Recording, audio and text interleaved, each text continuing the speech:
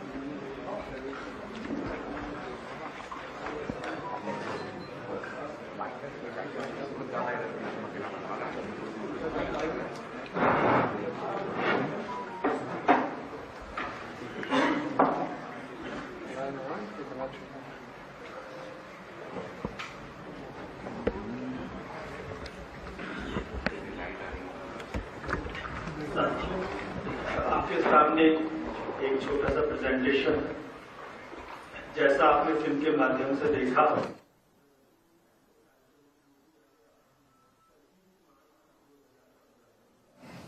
और 31 दिसंबर 2025 को इसकी 50वीं बैठक थी। तो ये जो आज प्रेस कॉन्फ्रेंस हो रही है, प्रगति की 50 बैठकें पूरे होने के उपलक्ष्य में उसमें जो कार्रवाइयां हुई उससे पूरे देश को अवगत कराना उसका एक ऑकेजन। जैसा आपने उसमें देखा, प्रगति का जो फुल फॉर्म है proactive governance and timely implementation. Projects time पर पूरे हो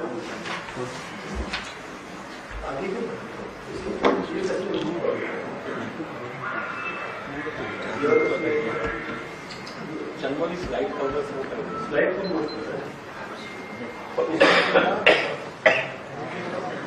इसके पहले जो पीएम की फोटो वाली, इसके पहले वो इसके पहले आप लोग नीचे हो जाओ तो पीछे भी आते हैं। इस पे आपने देखा जब 15 मार्च को आपको सुनाते हैं।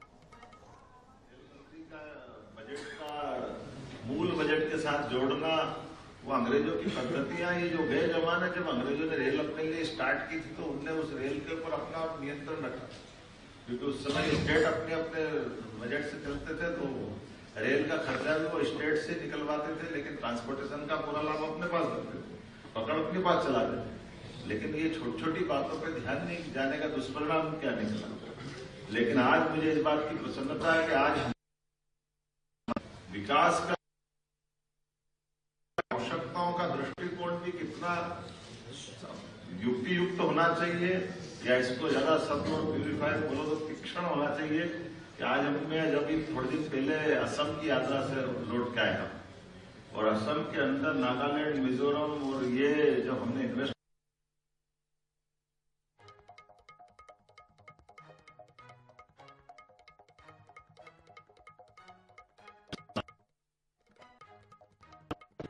हमने कहा आपके यहाँ क्या दे रहे हो, हमने क्या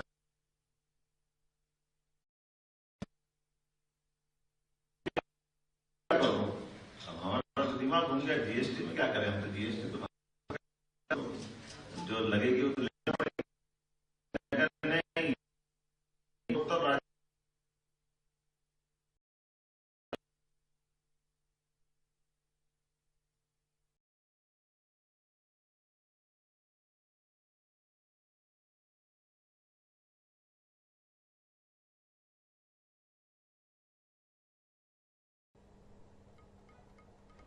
राष्ट्रीय परियोजनाओं के संबंध में चर्चा और मुख्यमंत्री डॉक्टर मोहन यादव को आप सुन रहे हैं।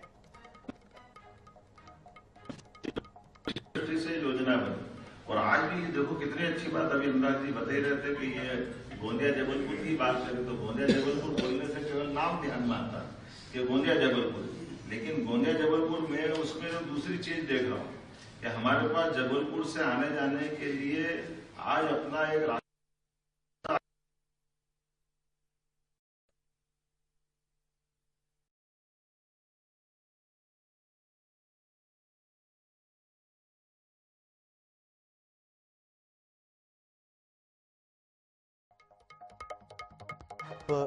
सुन रहे हैं राष्ट्रीय परियोजनाओं के बारे में चर्चा। कलकत्ता और चेन्नई और सीधी ट्रेन निकल जाएगी आगे जाकर गोंदिया से।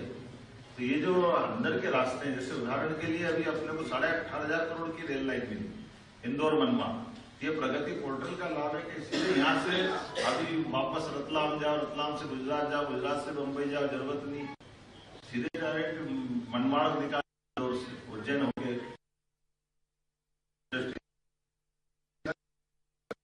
मूल बात अपने बीच में है कि राज्यों के बीच राजनीतिक दृष्टि से भले ही हमारी प्रतिद्वंदिता है, मतभिन्नता है, लेकिन देश की दृष्टि से हमारे लिए तमिलनाडु का भी वही महत्व है जो केरल का महत्व है। विभिन्न राज्यों के बीच में विकास के मामले को लेकर के इस प्रगति पोर्टल में मूलभूत जरूरी चीजों के लिए केंद्र राज्यों के बीच जैसे भूगर्भ संपदा का अगर दोहन करना है, कैसे हो सकता है।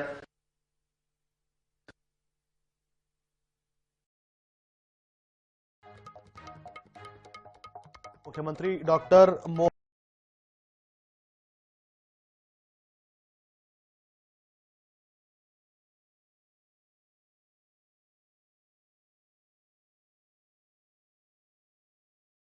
यादव को आप सुन रहे हैं। प्रेस कॉन्फ्रेंस मुख्यमंत्री डॉक्टर मोहन यादव की, मुख्यमंत्री मध्य प्रदेश।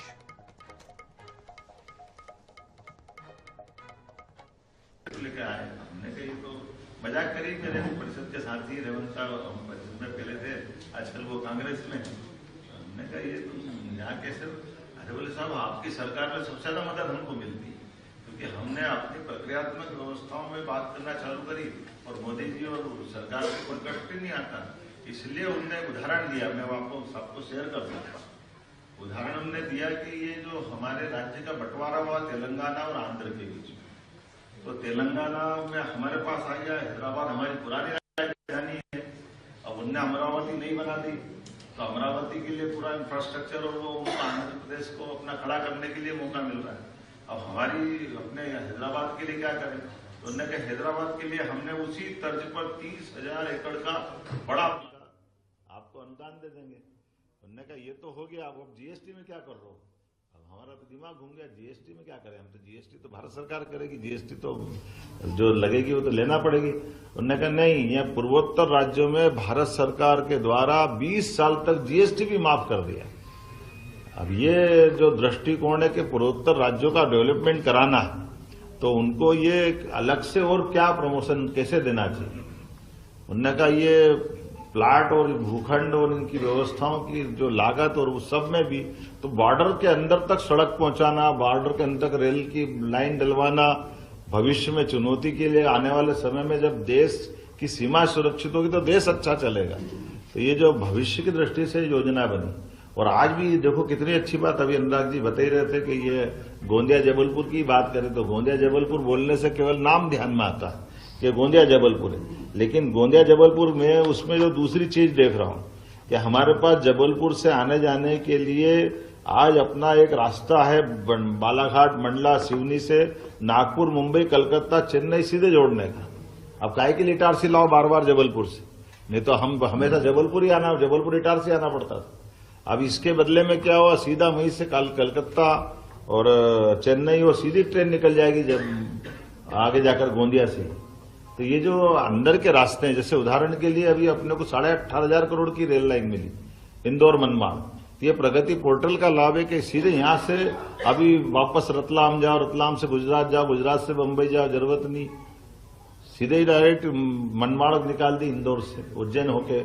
तो ये अपने लिए भविष्य की दृष्टि से एक एक करके कितनी सारी बातें हैं, लेकिन जो मूल बात अपने बीच में है कि राज्यों के बीच राजनीतिक दृष्टि से भले ही हमारी प्रतिद्वंदिता है, मतभिन्नता है, लेकिन देश की दृष्टि से हमारे लिए तमिलनाडु का भी वही महत्व है जो केरल का महत्व है।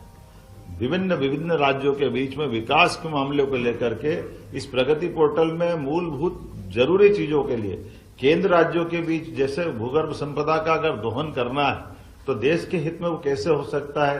तो वो हमारा झारखंड जैसा राज्य हो, वहां पे भी अगर फॉरेस्ट की दिक्कत है तो उस पोर्टल में किसी की जरूरत नहीं, वो अपने आप ऑटोमेटिक हमारे यहाँ के वरिष्ठ अधिकारी, भारत सरकार के वरिष्ठ अधिकारी और इन समस्याओं को सूचीबद्ध करते हुए अपने आप सॉल्व कर लेंगे। अभी थोड़े दिन पहले मैं पीएम से मिलने गया तो वहां 2 मुख्यमंत्री बैठे हुए, रेवंत रेड्डी जी और एक और मुख्यमंत्री।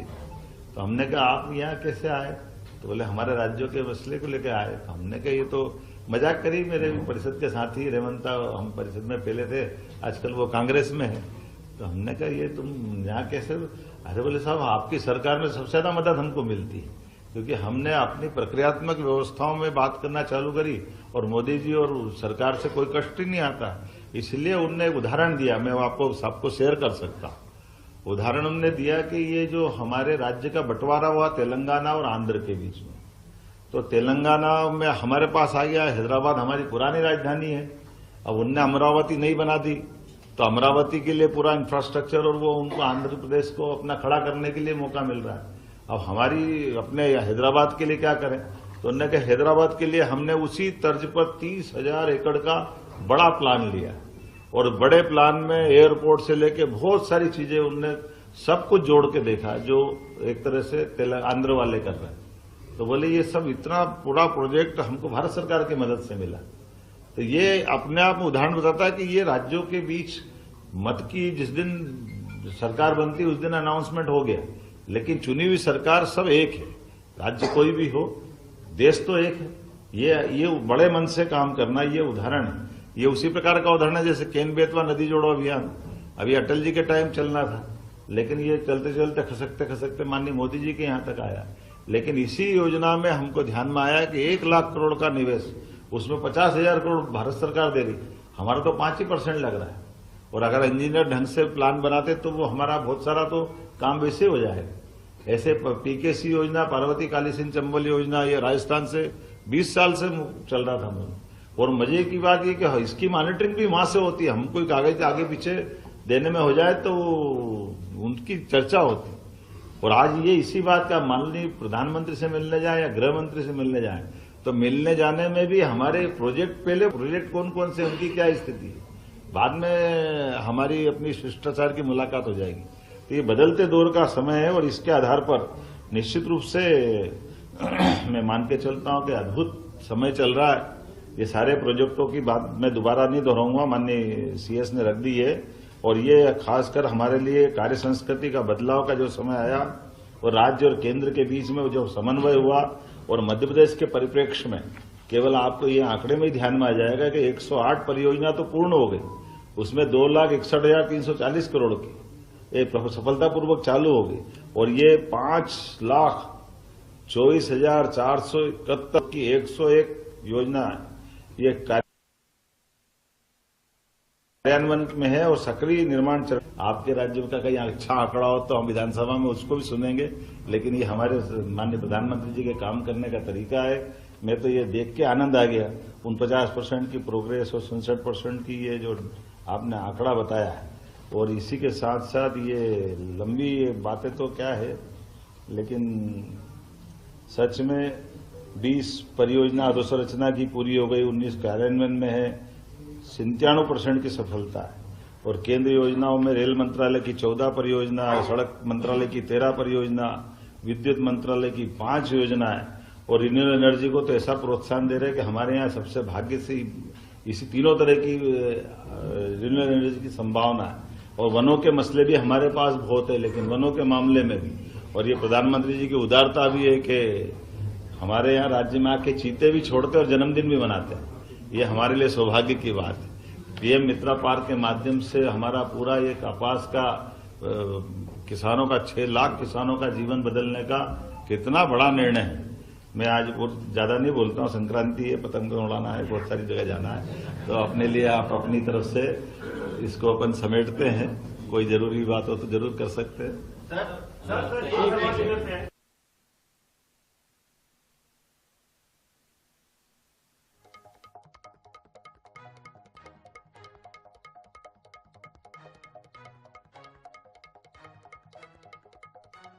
एक मेरी तरफ से कि प्रेस कॉन्फ्रेंस मेरी है, उनने प्रेजेंटेशन दिया है, तो कृपा करके इधर से ले लेना। हाँ हाँ चलिए।